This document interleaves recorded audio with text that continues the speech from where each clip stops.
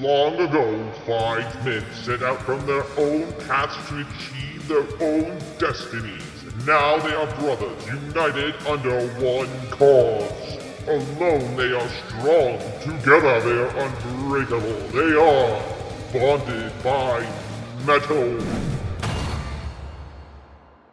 It's always fun to see some good co-headlining tours, of which I've been privileged to see some great ones. Probably the greatest pairing being Sabaton and Judas Priest. However, their pairing there makes all too much sense.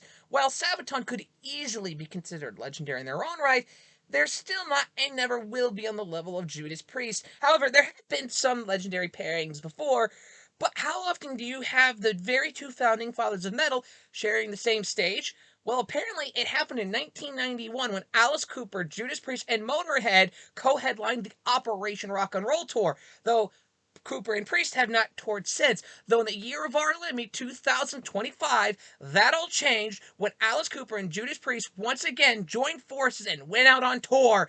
Out of all the tours I have seen and will see, this will always be one that I look back at as one of my favorite shows.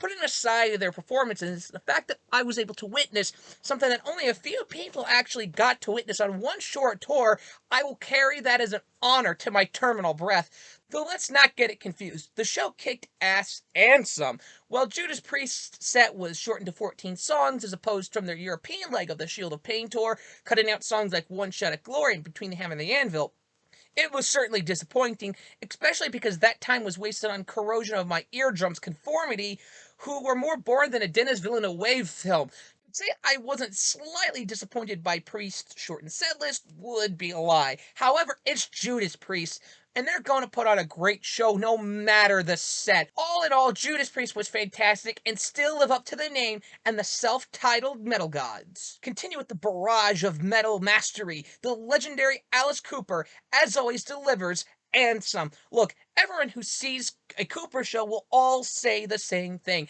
It's one of the best live shows you will ever see, period. This being the third time I've seen the Coop, and each time is subsequently better and better. While he did sing some of his staples of his discography, songs like Poison, 18, and No More Mr. Nice Guy, to songs like Under My Wheels, Be My Lover, and Billion Dollar Babies, and I Love the Dead, which are normally part of a Cooper set, were excluded to make room for some of the deeper cuts. Songs brought out never before, like Dangerous Tonight. Other songs that have not been brought out in a good while, like House of Fire, Spark in the Dark, Caught in a Dream, or Dirty Diamonds, make an Alice Cooper super fan like myself very, very thrilled walking away. Overall, this tour did not disappoint and met my expectations and some more.